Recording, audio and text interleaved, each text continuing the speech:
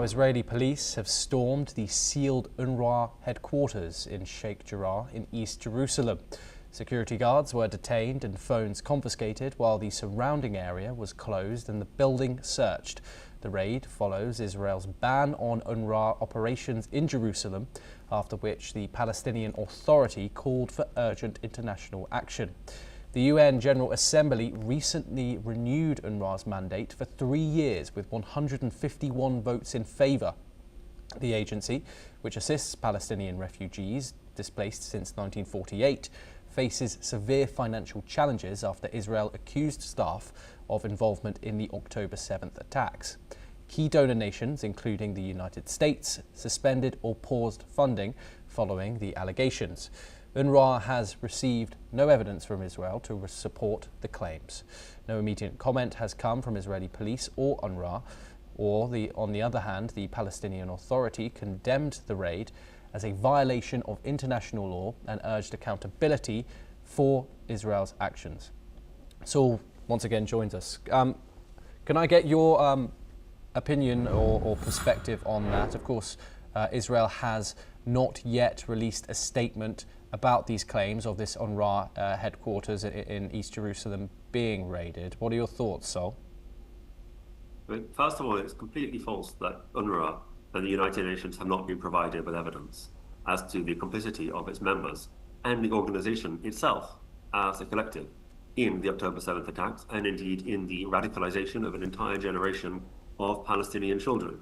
A majority of the people across the border 2 years ago and committed those massacres were trained, educated in UNRWA schools from a young age. That's primarily what UNRWA's job has become. The majority of its staff are actually teachers in the school system, and those teachers in the school system collectively educated a generation of Arabs in Gaza to want to murder Jews. As a result of that education system, majority run by UNRWA, we got what we had 2 years ago, and we have what we have today. And the suffering of the Palestinian people will continue as long as that education system is in place. So absolutely it's critical that not only is UNRWA dismantled in its headquarters in Jerusalem, that has been done today, but UNRWA as an organization itself completely has to go. Every single arm of UNRWA has to go.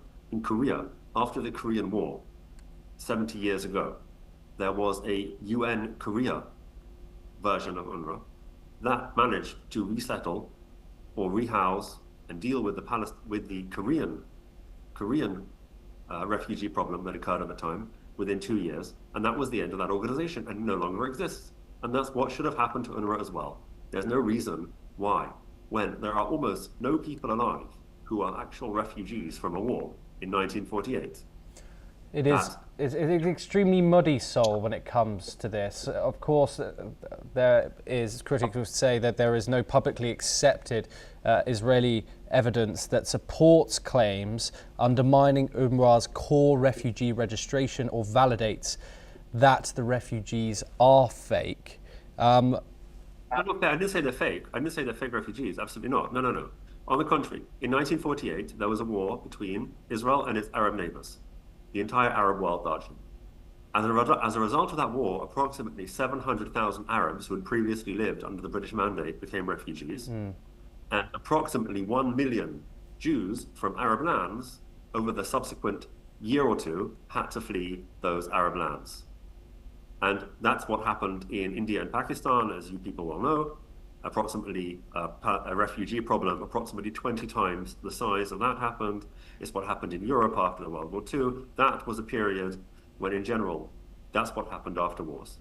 However, it turned out to be useful for certain international actors, including the USSR, to turn the refugees in the Middle East into a particular weapon. And they and their children and their grandchildren, and now even their great-great-grandchildren who are currently being born, are suffering because they are being used as weapons in geopolitical tools to harm Israel and to harm the West. And they are the losers here. It's tragic and it's totally unfair. And UNRWA are the people that are purveying that injustice. UNRWA needs to go. UNRWA needs to be shut down post-haste. It should have been done years ago. It should have been done 70 years ago. And when that happens, there is a possibility that Jews and Arabs will be able to live peaceably in this land together without any further incitement to terrorism. when both sides will accept that the other side has roots here and are willing to live alongside each other, that's where the future lies. One can only hope that's what happens. That cannot happen while UNRWA continues to educate the children. Okay, Saul Saka, thank you very much for joining us here on NewsX World. Thank you very much for your time. We now move on, and according to Japan's ambassador to Hanoi, Hayakoti Ito, Japan has pulled out of plans to build Vietnam's Ninh Thuan